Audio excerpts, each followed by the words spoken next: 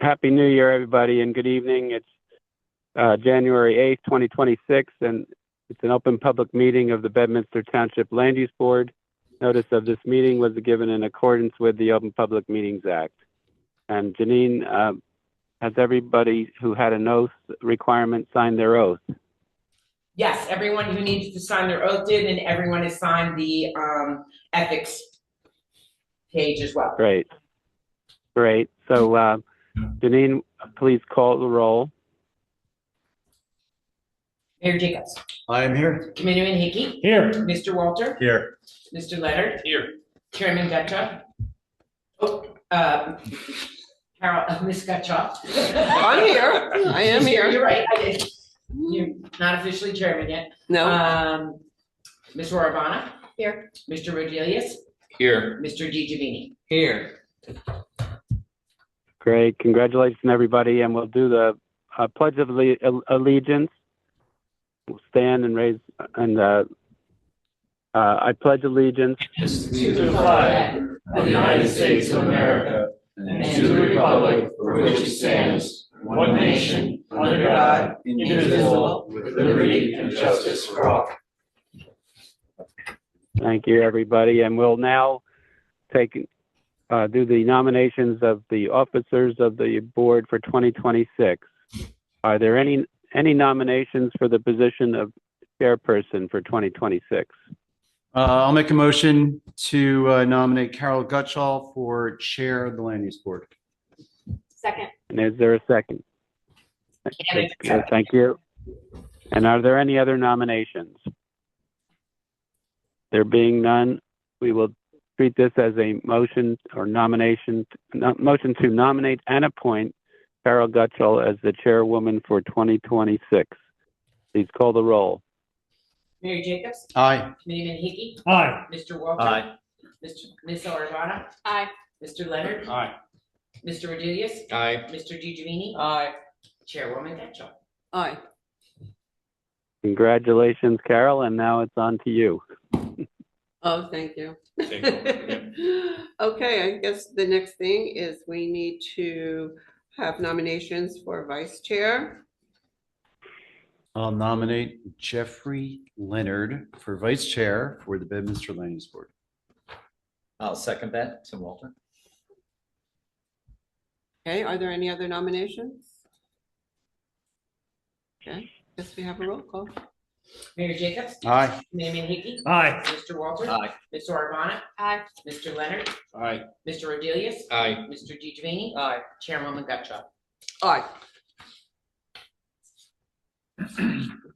Yeah. Congratulations. And thank you, Mayor, for your confidence in me to continue on. Thank you. Thank you for those who have re-volunteered.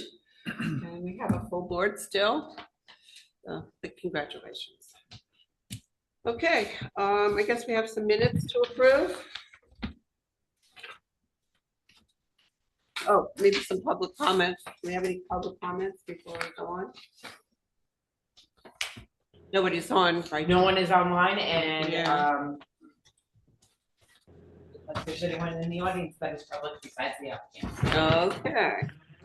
We'll close to the public, and we will look for a motion for the minutes So for moved. December 4th. December 4th. So moved. Jeff? Yep. Second? I'll second. Tim All in Walter. favor? Aye. Do we need to do a separate one for the closed session, Tom? I'm sorry. Oh, yeah, do the closed session. Well, you do a separate motion for them, even though it's the same night. Gotcha. Okay. We need a motion for the executives. So moved. All in favor? Aye. Anyone opposed? Minutes are both approved. Okay, now we have some resolutions we need to approve. First one is our professionals.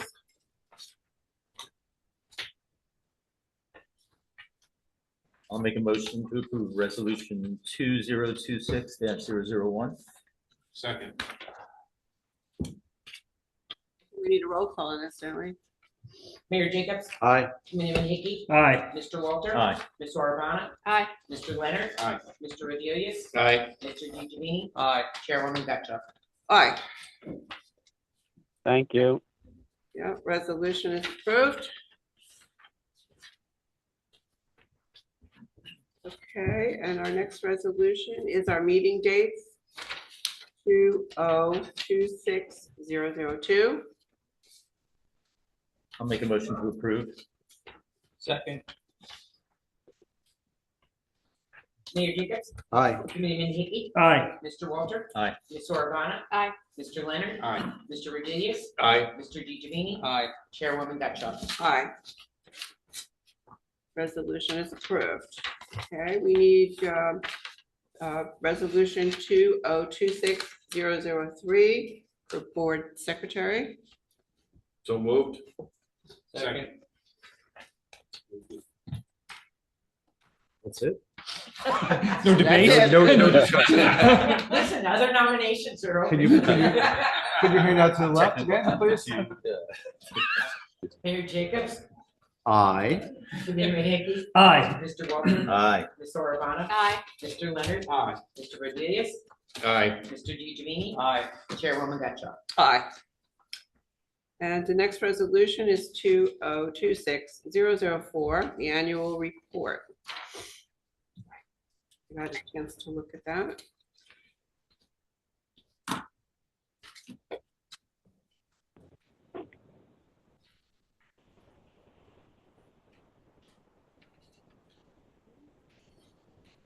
I'll make a motion to approve resolution 2026-004.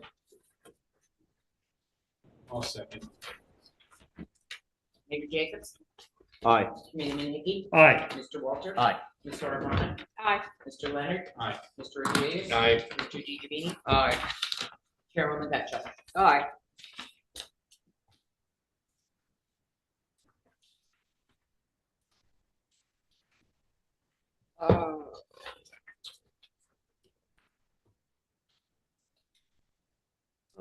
Okay, determination of completeness for AT&T, Paul.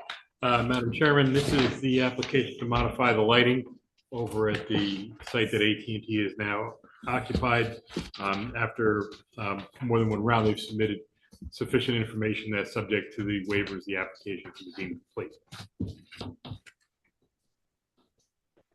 So if the board is ready, it would be a motion to waive the remaining items for completeness and deem the AT&T lighting site plan application complete.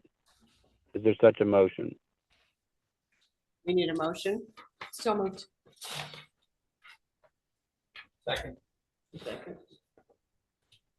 Mayor Jacobs, Aye. Committeeman Hickey, Aye. Mr. Walter. Aye. Ms. Urbana. Aye. Mr. Leonard. Aye. Mr. Rodriguez. I think I have to recuse myself. Thank you. Yes. That's right, it's Russ. But, I do as well, probably. yes, let's mark both of them as recused. This is just a procedural vote anyway, but they're marked recused and their vote doesn't count. Okay, thank you. And Mr. DeGiovanni Aye. and Chairwoman Betcha. Aye. I was in touch with them and they will be taking the March 5th spot out the area. Okay. Finally told me that, yes, they will be postponing. Okay. All right, so we're at the hearing for Cheryinsky. Is that how you pronounce it? Cheryinsky?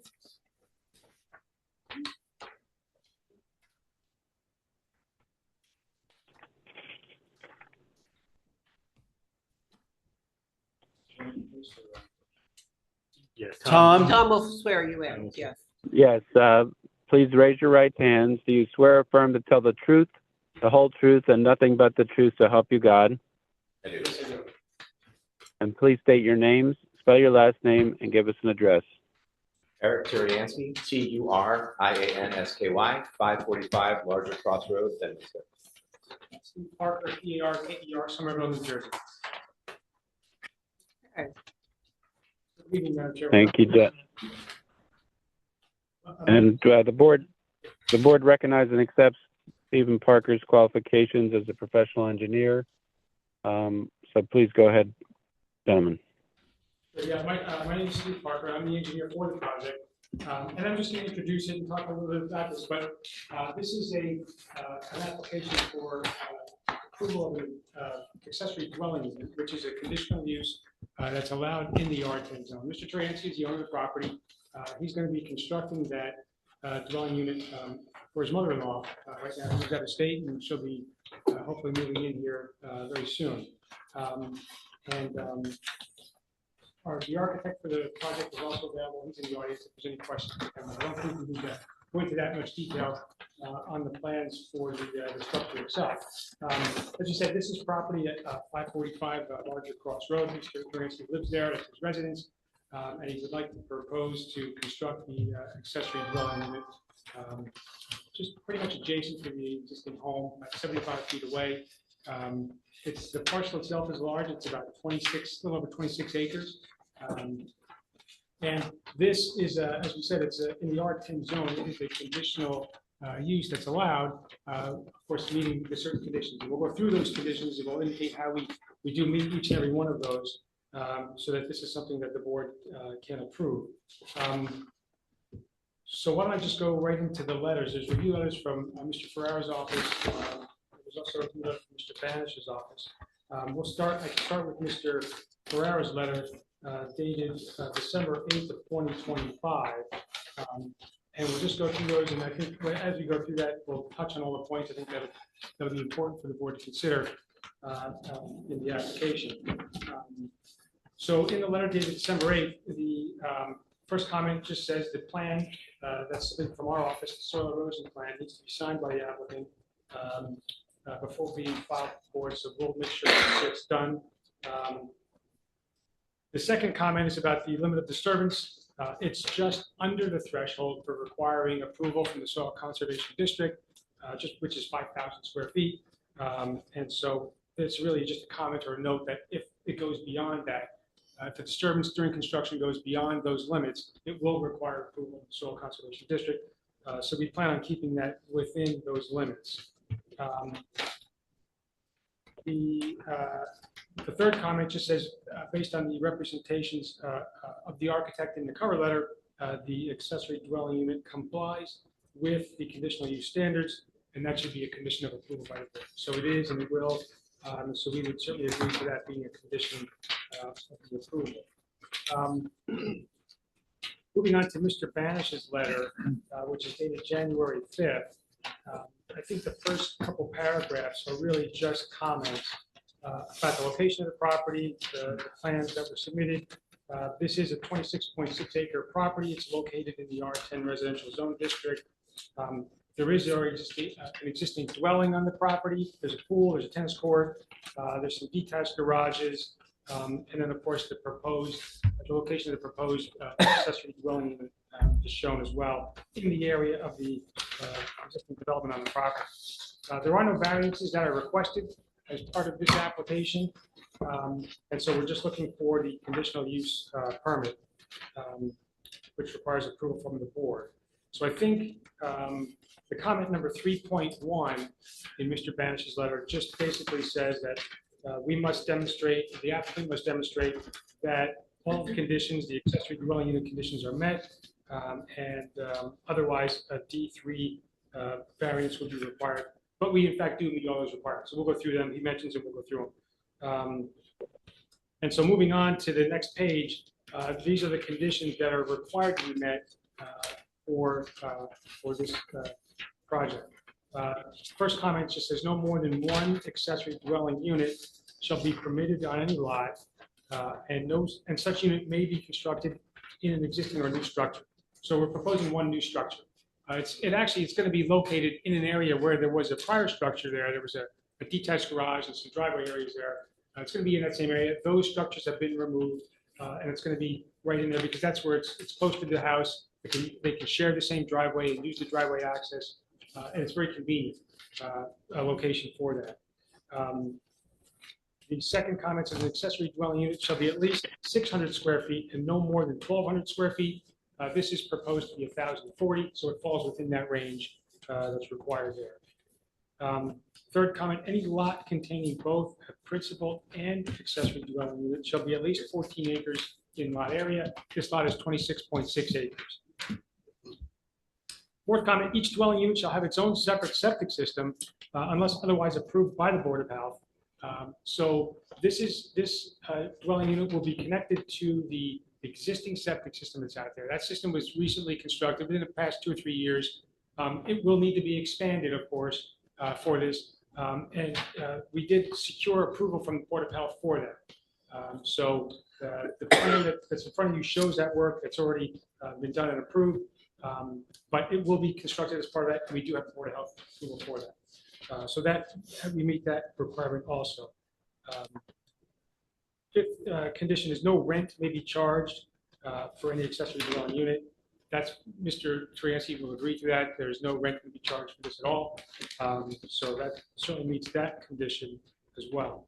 The sixth condition says that the accessory dwelling unit, the detached accessory dwelling unit, shall be located within 150 feet of the principal residence.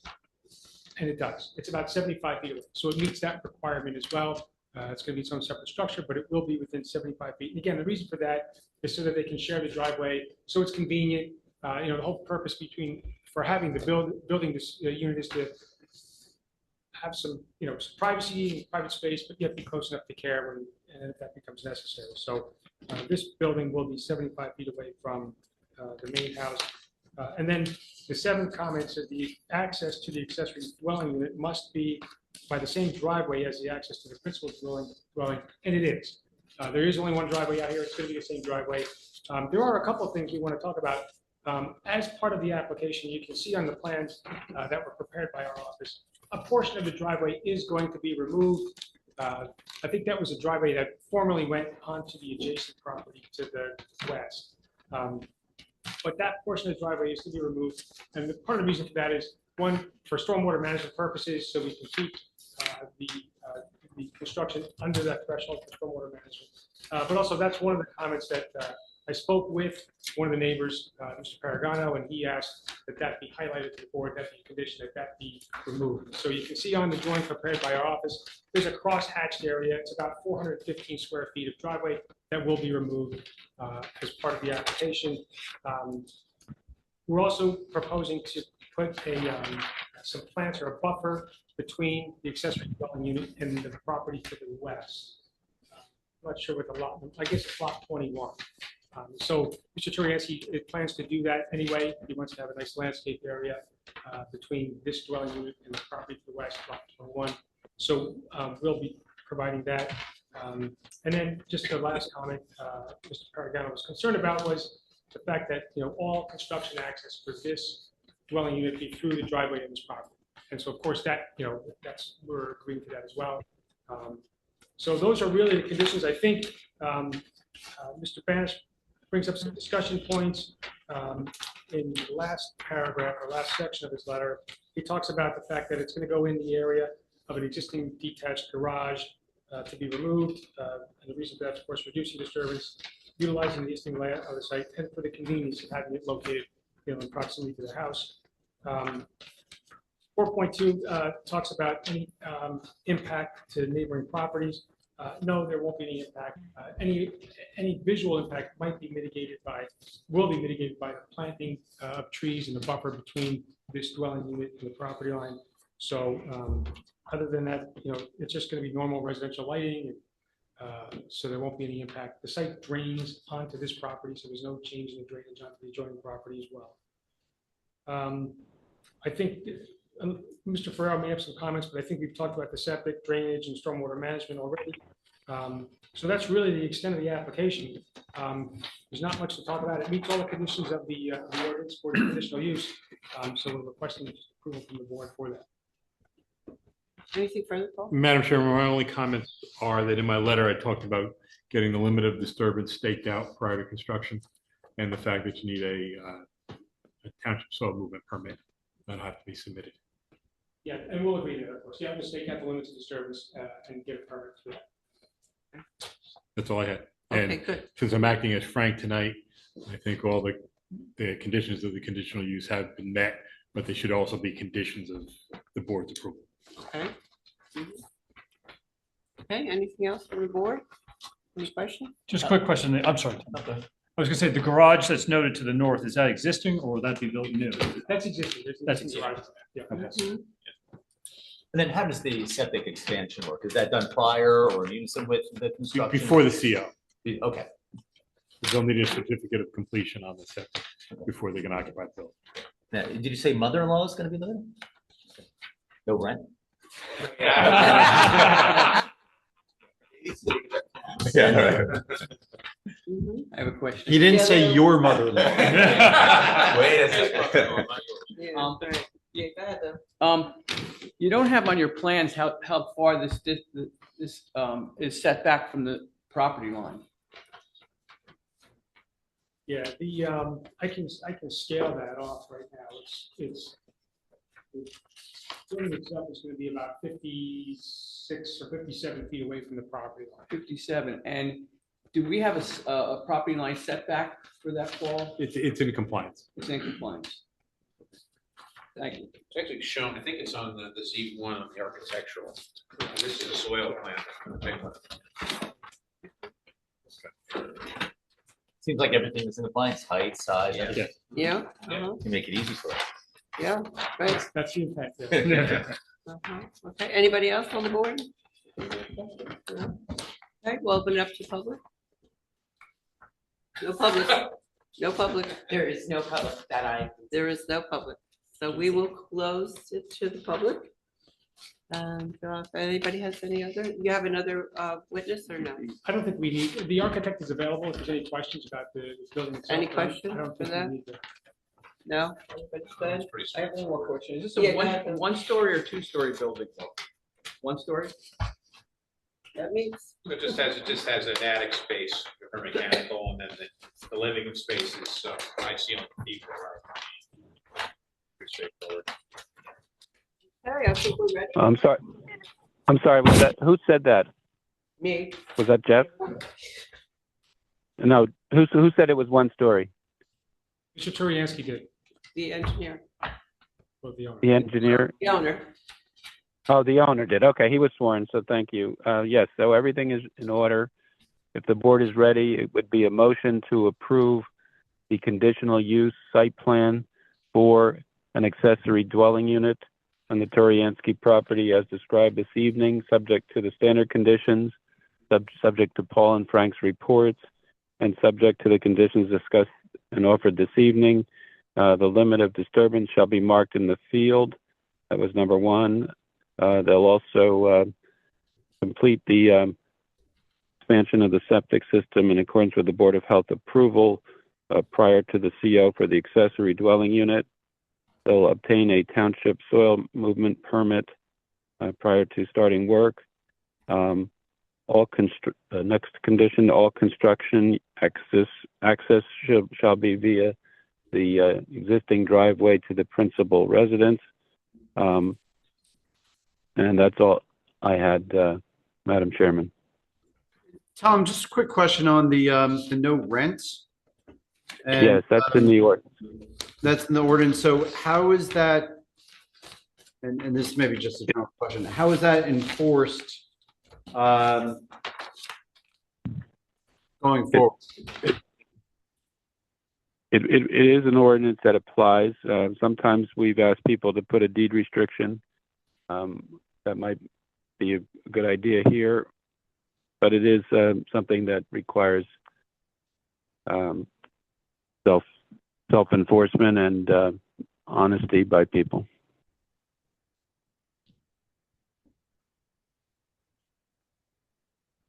Would you like to add a deed restriction that Mr. Turiansky will record?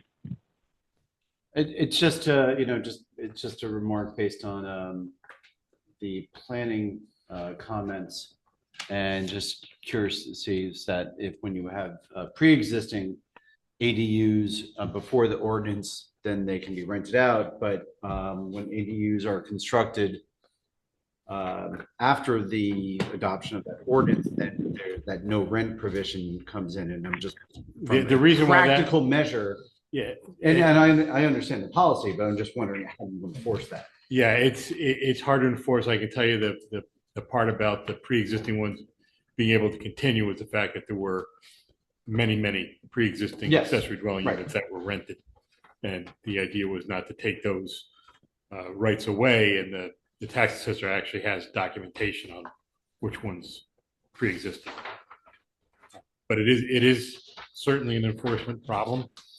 Usually you can tell when it comes up on a realtor listing that there's a problem with the rent. Yeah, but without a deed restriction, I'm just trying, I mean. Yeah, I you have mean, an you have an ordinance violation, but then. But what? even with a deed restriction, they can Yeah, still right, rent it. right. You know, to a certain extent, it's, you know, like Tom says, it's a bit self-enforcing. You know, and if there's a deed restriction, all that does is give a future buyer notice. The future buyer would also have a notice of this resolution that says. No, you can't charge deed rent. notice is a little more. Yeah. You know, it's a little more apparent than Right. than a resolution of approval that no one's ever going to look at again after the CO is issued. Right. Yeah, it doesn't make any difference to me. I understand the issue. And Yeah. I think that the deed notice is more for future buyers than it is. That's right. Yeah, but then It the is future for buyer enforcement. knows that, hey, Right. you You know, can't I rent. got this second dwelling on the property. I'm going to rent it out as a carriage house or something else. It's in the deed. It runs with the land, then you know, that's a little more sort of glaring prohibition than once again buried into a resolution of approval that once again no one's ever going to look at again once the CO is issued. And I'm not saying this as a policy issue. I'm just saying that, you know, it's obviously in our books now. I just don't see realistically a strong way of enforcing it.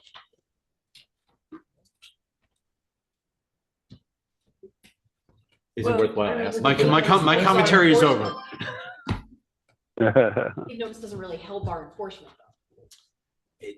No, but it just gives for the future owner that they should not be assessing that, or a bank should not be assessing, hey, we're going to build that into the equation for, you know, issuing a mortgage on the property. I think it's a good idea. Would you be willing to do that, or? I don't think it's a good idea. I think it's an extra burden on this gentleman here. He wasn't told about it until right now. Well, he was told about it because it's in the comments from the planner. About the no rental? Yeah. Yeah, we just read. But not just about read- a we deed, just read but it. not about a deed restriction. He was told, and he knows. He wasn't told that you're gonna have to put a deed restriction in. That's just my thought.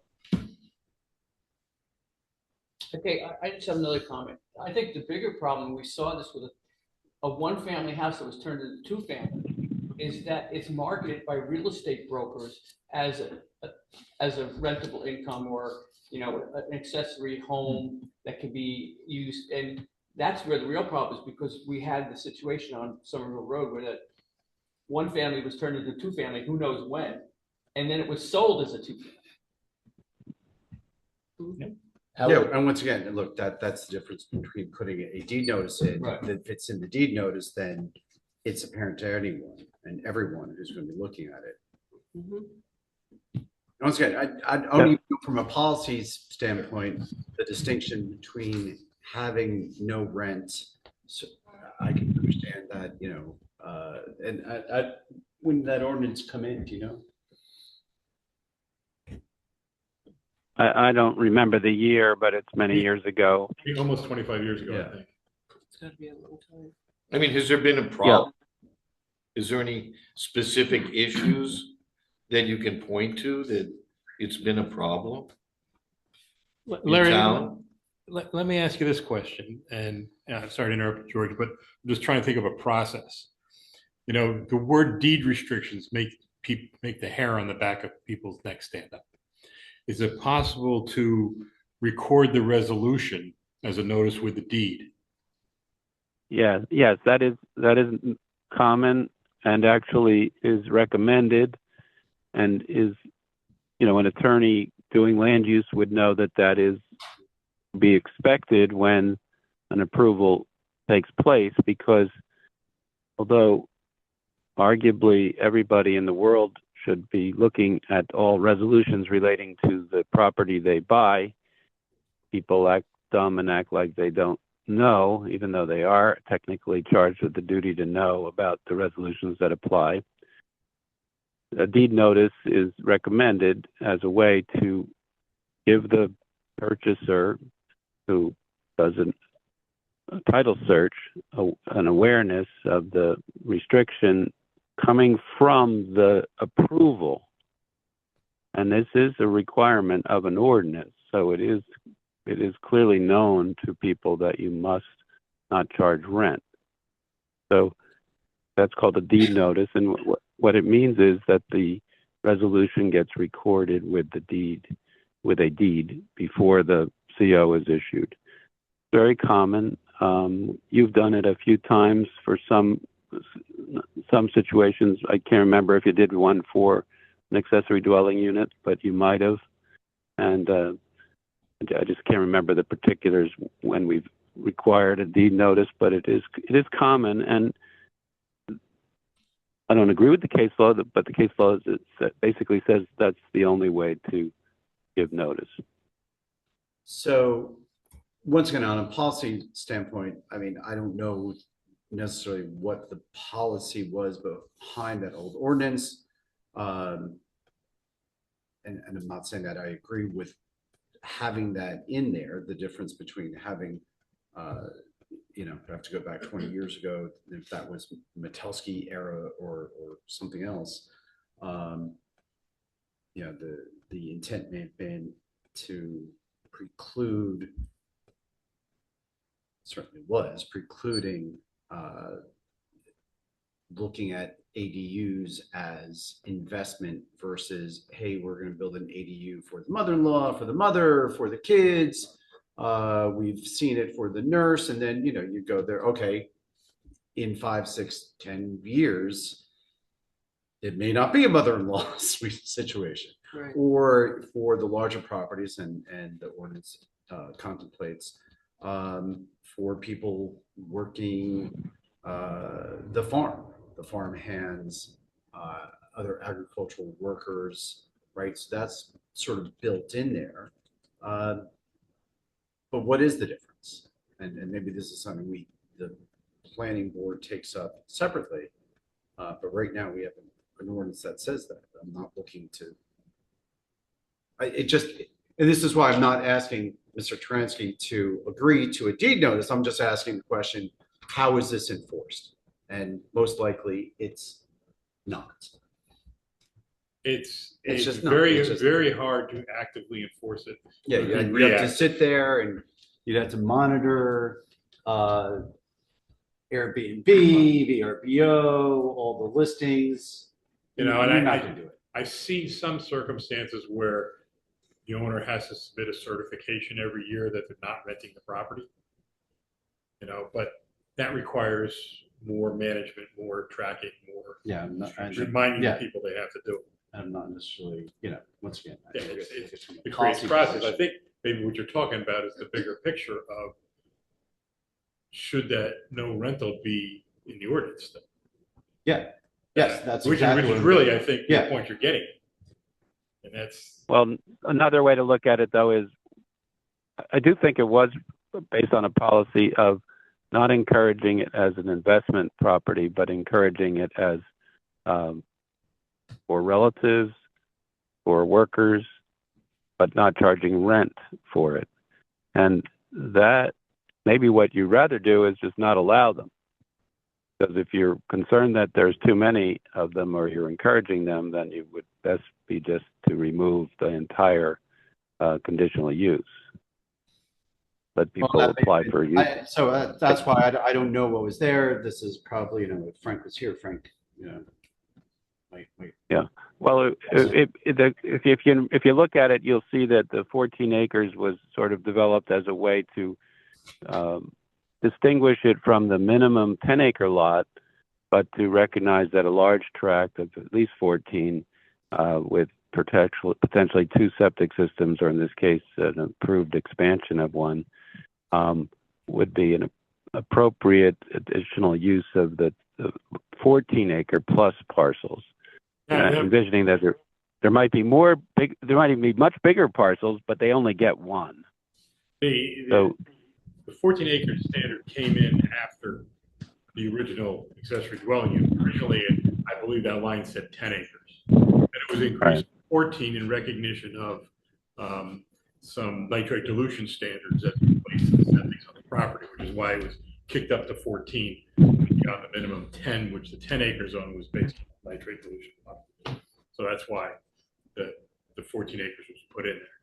A couple of the other conditions, like the within 150 feet of the same driveway, those were later added on years later. To the issue of whether or not there's been a problem, I mean, if you're putting, whether you're putting 1 or 2 or 3 or 4 people into an ADU, that's not necessarily subject to the ordinance, right? And whether the burden to the community is greater with Mr. Kransky's mother-in-law or to Walter's mother-in-law. It would be mine. Yeah. So I just, you know, from a policy standpoint, I just, you know, I see that in Frank's comment, and I think it's difficult to enforce, and I don't necessarily know that, you know, whether it's Mr. Kransky's mother-in-law or someone else living there, that it really has a. Yeah, and those were some of the discussions that were had when this was originally done, and the idea was to recognize that these existed, allow them on the farm agricultural properties in the western part of town, but try to control them and rein them in. But as with any or every ordinance, as the board knows, you live with these things over time, and sometimes you change them because times change. Because now there is, back when this was done, mother-in-laws weren't living. These were 4 people who worked on the farms. Yeah, exactly. You know, now it's mother-in-laws. Now it's extended families. But in a couple of years, no offense years, to your mother-in-law, it may not be your mother-in-law. And that's a different situation. Right. And once again, without knowing the policy behind the ordinance and whether that policy is. the policy was not to have the as investment. as investment and revenue producing units on these larger properties. But the one that was off of Spook Hollow, right? That was for a nurse. It was. I thought that was off of Pottersville. It was Pottersville. Yeah. But you know, At some point, circumstances change. You're right. And then And do the you have an requirement empty building, continues. or you're putting someone in for free, or it's I don't know. So sorry to bother you as you run through this policy issue, but this is you know, sort of. I mean, I think Tom's solution to put the resolution with the deed, and it's part of the permission we're giving, the conditional, permission we're giving you, it says you're not supposed to rent it out. So as opposed to a deed restriction. Well, that is a deed restriction. Well, but it's not in the deed. It's No, it's not a deed restriction. It is a deed notice. It's a deed notice. There is it's a deed. And you even use it for that. That's and I think that's right. But to me, that seems reasonable. Right. it's not a workaround. It's the same thing. Yeah, it's just notice to the world that that's the basis of the approval, and it doesn't mean you can't change it. It means what it means is you, a buyer from this property, are also subject to that. And if you seek to change it, you have to go back to the board to amend the resolution to get relief from the condition. And because it's an ordinance of a condition of a conditional use, that means it would trigger a use variance to amend that condition. So whereas a deed restriction, the difference is a deed restriction, it gets kind of complicated, but I'll try to do it quickly. A deed restriction would say something like this. It would say, this property is subject to a deed restriction that it shall comply with all the conditions of the conditional use, including the condition that you shall not rent the unit for rent. These restrictions. Tom, I'm going to disagree with you. The same. No, I am very familiar with this. I'm very familiar with this. Is what I do for a living for 50 years. So basically, if you say, and then listen to this, a deed restriction that's enforceable, a little bit more enforceable than a deed notice, is a statement that these deed restrictions are enforceable by the Township of Bedminster as a third-party beneficiary. That grants deed restriction enforcement rights to a township. I'm not recommending that here, but it could be done, and that is a deed restriction, not a deed notice. That is the difference. The Appellate Division has said that deed notices should be done for situations like this. Deed notices being not necessarily deed restrictions, they're noticing the world, which I don't think you need to do because actually it's in a book. This resolution is going to be in the records of the Township of Bedminster, which are valid forever and which are enforceable forever, technically, but the Appellate Division says deed notices are the way to let the world know about that. I think that's the wrong ruling by the Appellate Division, but that was their ruling. And so if you would like to be more enforceable or to be known to the third party, which I think is already known because it's already public record and it is the resolution, it's called a deed notice, and you record the resolution with a deed noticing of that resolution. That is not the same. That is not a deed restriction enforceable by the township. That is enforceable by zoning. Just the township. So, Tom, I hear you, and I still disagree with you. Absolutely, but we're not. Well, I'm the board attorney. We're not going to keep going on it. So, right. So is it that the resolution is recorded? I think it's already part of the public record. I don't think it gets us anything other than if the current applicant sells the property and the new owner comes in and says, I had no idea. And we're going to have the same conversation we had a year ago when we said, well, you should have known because it's in the public record. It's not our problem, right? Like, I don't think it gets us anything else. Well, I think long-term, we have to have a policy issue about whether Yeah, or not that ordinance, whether we still need that. Rather than a deed notice or a deed restriction, can we just put a comment or asterisk or something like that, an extra sentence in the resolution saying that the person agrees and understands that it's not. Well, it's already in the resolution. It's going to be there. It's already there. Okay. Yeah, it's actually an ordinance. This isn't just a condition of a resolution. This is an ordinance. Everyone who uses that accessory dwelling unit going forward is subject to this ordinance. So I think we're worried about something that is not a real issue. You have a violator, you give them a zoning violation. If you ever find it. If you find it. And you'll never. Yeah, but that's. Well, no, you'll know from the real estate brokers.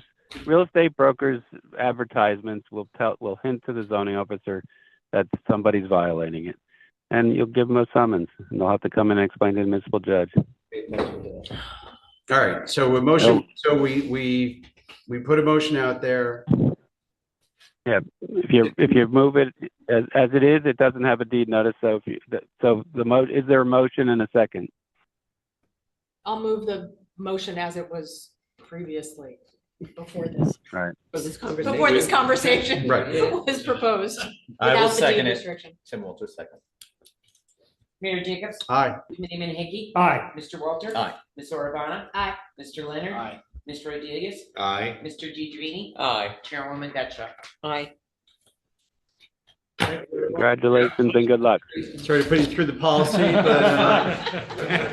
but we look at these applications as examples of ordinances and policies that had a reason way back when and may no longer be pertinent. Makes sense. Sorry, he's the only person who actually is here in the office. It happens constantly that someone comes in and says, well, when I bought the house, that's not what the realtor said. Yeah. I said, the realtor's word is That's God. what I said. And we always say, well, the files are here. You could have come in and looked. You didn't do your due diligence. attorney. Sorry, Right. it's not, you're not allowed to use it for that. Sue your broker. In that, isn't that a good reason then to do Tom's notice? Because then wouldn't the title search pick that up? Yeah, but it does, but we're still in the same We get it? problem. You're good. Yeah. Get up before changes. Your jacket, someone's jacket. The title search picks it up, then at least. Thank you, guys. Steve, get your client out of here quickly before. That the buyer would know. Yeah. Yeah, but the buyer's gonna still say the same thing. Yeah. Like, honestly, like, I don't, So the buyer's more likely to, if it's a deed notice, they're more likely to sue. They're more right, likely but to they're sue. gonna come in and say the same thing when they get caught. Yeah, But I when it's- didn't know when what it it's- meant. When it's in their title report, that's different than sitting in the land use You application. see it. But, yeah, but we also don't care. But that's the larger issue. Then But- why do we have this ordinance? And one of the things that I'm gonna get into now, which is I'm gonna ask the township committee to look at things that don't make sense I agree. anymore. And that's gonna involve the sign restrictions and some other elements that affect this board. Because I think that we've seen from applicants and from some of the property owners that we've got some antiquated positions that need to be changed. Makes sense. I have always thought that these sorts of ADU non-rental restrictions were a little wonky. And especially now when we're talking about 14 acres and the kinds of homes that are being built on them, 1,000 square foot rental unit is not enough to. Right, and And do we I- care if it's his mother that he's, or mother-in-law, or if it's Tim's? Who's gonna pay, you Here's know, one of the $4,000 things that bucks? exists today when this was, they're never around when this thing was conceived. Somebody puts this up as an Airbnb. Oh, yeah, That's rental. they're doing it Oh, all the You time. know, and what do you do? I mean, we had an Airbnb in town where it was for a tent in somebody's backyard. Stop. Wow. Oh, I could Airbnb my guest room. we've seen. the It was on Air- Somerville Road. We've seen the Airbnb Oh, yes. in Uh, even worse worse, situations, yes. and I've unfortunately had the experience of seeing it. Even worse. No bathroom. Oh. Amazing. It's a horse wash station. Come on. There's a horse wash station downstairs. One of those places with no windows, right? Yes. Oh, boy. Yeah, So- so I think there's certainly merit to looking at this again Yeah. because the whole concept of an ADU is different than it was. Yeah, 25 and years look, ago. we know that there's been Airbnb and temporary rentals, that you have issues in the hills. We have. But that's in the hills. It's a little bit different when you're sitting on 14 plus acres. Mhm. Who cares? Who cares who's in there, right? The property owner should care. And that's about it. Maybe the neighbors. Yeah. Whether it's, once again, someone living there rent-free or not rent-free, what's the impact to the community? Well, it's always gonna come down to enforcement, no matter what you do, you know, Right. they can do it, but I think, I mean, I just. Right, but why have the rule if nobody cares? Yeah, I think is nobody what I was cares getting and at. Nobody it's difficult to cares. enforce. Why have the rule? Not enforceable, so. And If they have the rule, somebody said it, if you they look at the need to size enforce of this, it's almost self-regulating, Yeah, 12. the size of these units. That's true. I mean, I just went through, Well, I had to have a deed restriction. the only thing is you know, the more you open up the doors to what is effectively two-family use of lots, the more you encourage people to do it in other ways illegally too. So you have to, if you are going to allow accessory dwelling units, but you're not going to have conditions that help minimize it, you're actually opening up doors to potential multifamily or duplex use of large structures.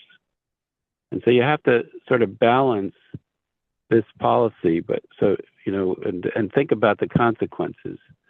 There is a way, I'm not saying you should do it in Bedminster, but there is a way to try to get credit in Mount Laurel for accessory dwelling units, but they must be deed restricted to be affirmatively marketed for affordable housing families or, use only by families who are, proven to be very low or moderate income, which can be creditworthy by the municipality, for the municipality. We don't need that. And it's not a very easy thing to do. It's actually very hard to get to, and it's very hard to get people to put that deed restriction in, and to get them to comply with it is even more difficult than what we're talking about now. So just beware, maybe the simplest thing is just don't allow accessory dwelling units. Yeah, Or but you're don't right. allow We need- short-term rentals, right? That if there's a lease, there needs. Well, why do you want them? We if have they're- an ordinance that says every time upon a lease termination, lease renewal, they're supposed to come back in for fire inspections and everything else, Mhm. which should be a way of addressing that. And for a while, we did have our zoning officer check Airbnb listings. And yeah, we were seeing them. Now we don't see them as much, but I'm sure they're still out there. Mhm. Enforcement. Yeah. Anyway, Happy New Year. Happy New Year. Anything on the board? Anybody would like to talk about or bring up or? Yeah? No? No, That's it. I Happy New covered Year. enough. You covered it. Happy New Year. Okay, We have a full slate. yeah, we do.